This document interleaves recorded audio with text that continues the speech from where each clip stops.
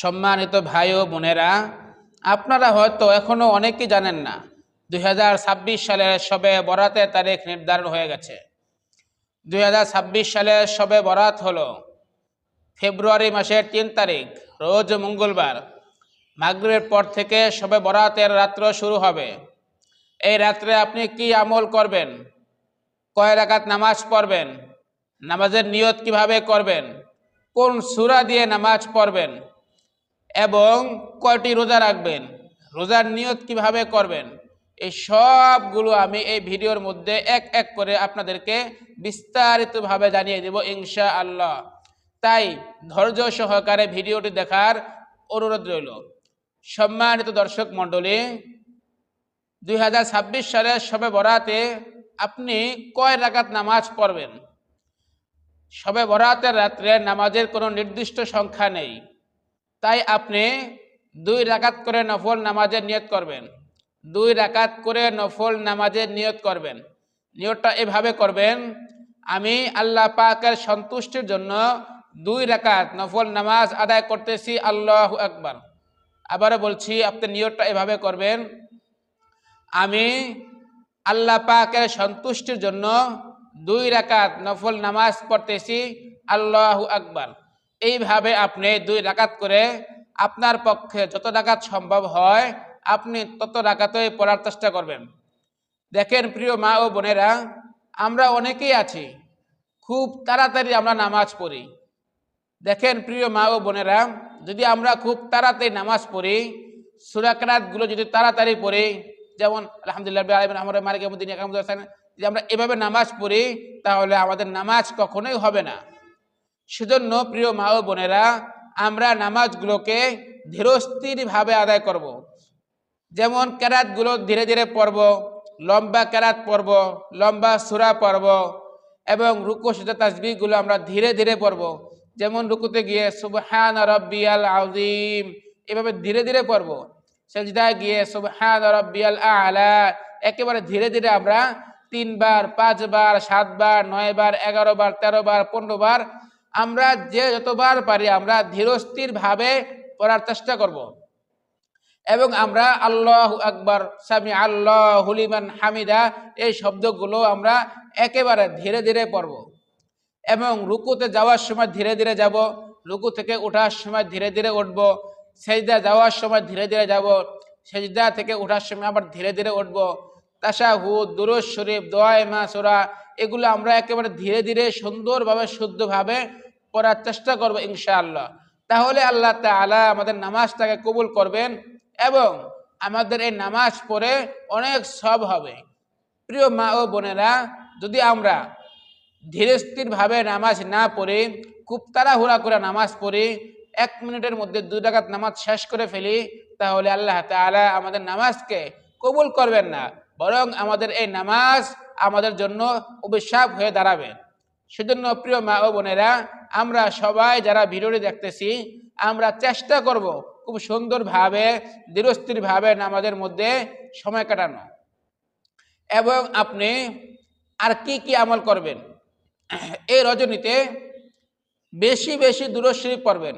যেমন যেটা আমরা নামাজের মধ্যে পড়ে থাকি, আল্লাহুম্মা সাল্লি আলা মুহাম্মাদিন ওয়া আলা আলি মুহাম্মাদ, এটাও আমরা পড়তে পারি। যদি আমরা এটা না পারি তাহলে ছোট যে দুরূদ শরীফ আছে, সাল্লাল্লাহু আলাইহি ওয়াসাল্লাম, সাল্লাল্লাহু আলাইহি ওয়াসাল্লাম, সাল্লাল্লাহু আলাইহি ওয়াসাল্লাম, এই দুরূদ শরীফটা আমরা বেশি বেশি পাঠ করব। 1000 বার, 2000 বার, 5000 বার আমরা তাসবিহ হাতে নিয়ে পড়ব।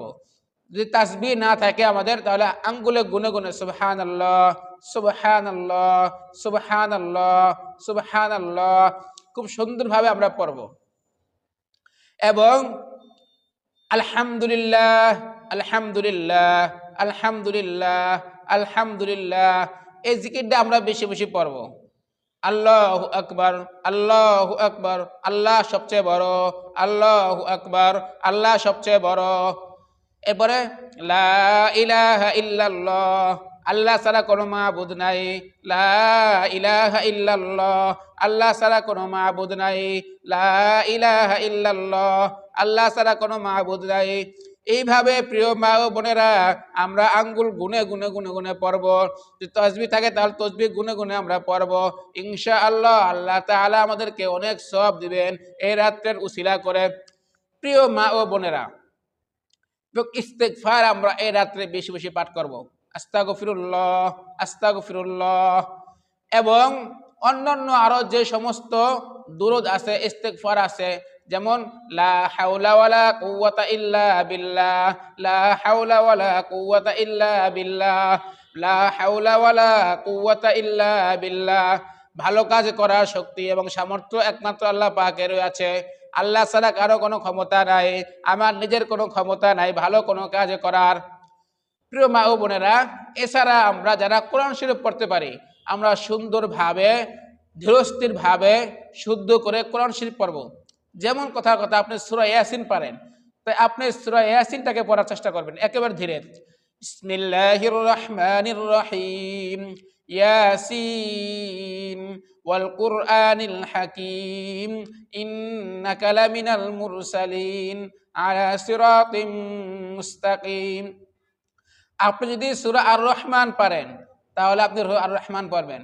বিসমিল্লাহির রহমানির রহিম, আর রহমান আল্লামাল কুরআন, খলাকাল ইনসান, আল্লামাহুল বায়ান। ধীরস্থিরভাবে পড়বেন। আপনি যদি এগুলো না পারেন তাহলে কমপক্ষে 30 পারার লাস্টে যে 10টা সূরা আছে, সূরা ফিল থেকে নিয়ে অর্থাৎ আলাম তারা থেকে নিয়ে সূরা নাস পর্যন্ত 10টা সূরাকে আপনি বারবার বারবার ধীরস্থিরভাবে খুব সুন্দরভাবে শুদ্ধ করে আপনি পড়ার চেষ্টা করবেন। ইনশাআল্লাহ দেখবেন আল্লাহ তাআলা আপনাকে অনেক সওয়াব দিবেন। এবং এই রাত্রে আপনি আর কি আমল করবেন? আপনি দান সদকা করতে পারেন মানুষকে, এবং মানুষকে তালিম দিতে পারেন, হ্যাঁ, ভালো কথাগুলো বলতে পারেন। এই সমস্ত আমলগুলো আমরা এই রাত্রে করার চেষ্টা করব ইনশাআল্লাহ। এবং আপনি নামাজের নিয়ত কিভাবে করবেন? যে আমি আল্লাহ পাকের সন্তুষ্টির জন্য 2 রাকাত নফল নামাজ পড়তেছি, আল্লাহু আকবার। প্রিয় মা ও বোনেরা, মনে রাখবেন আপনি যে সমস্ত আমলগুলো করেন না কেন, যদি মানুষকে দেখানোর জন্য করেন তাহলে আপনি কোনো সওয়াব পাবেন না। আর যদি আল্লাহ পাককে খুশি করার উদ্দেশ্যে করেন তাহলে আপনি যদি ক্ষুদ্র থেকে ক্ষুদ্র কোনো আমলও করেন, অল্প কোনো আমলও করেন, তাহলে আল্লাহ পাক রব্বুল আলামিন আপনাকে অনেক সওয়াব দিবেন।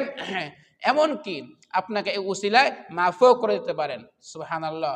প্রিয় দিনী ভাই ও বোনেরা, এই রাত্রে আমরা একটি রোজা রাখবো। সারা রাত্র আমরা মঙ্গলবার সারা রাত্র আমরা নামাজ পড়ব, কোরআন শরীফ পড়ব, তেলাওয়াত করব, জিকির আজগার করব। এরপরে আমরা শেষ রাত্রে সেহরি খেয়ে আমরা একটি রোজা রাখবো, মাত্র একটি রোজা, শবে বরাতের মাত্র একটি রোজা। আর যদি আপনি আইয়ামে বীজ হিসাবে রোজা রাখেন তাহলে আপনি এর আগে এবং পরে মিলিয়ে আরও রাখতে পারেন, কোনো সমস্যা নেই। কিন্তু শবে বরাতের রোজা মোট একটি, এটা আমরা সবাই মনে রাখবো।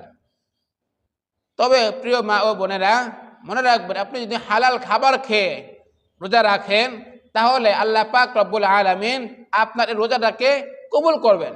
আর যদি আপনি হারাম খেয়ে রোজা রাখেন, চুরি করা জিনিস খেয়ে রোজা রাখেন, মানুষের অন্যায় করা জিনিস খেয়ে রোজা রাখেন, তাহলে আপনার রোজাটা কবুল হবে না। আপনি সারাদিন অনেক কষ্ট করবেন অযথা।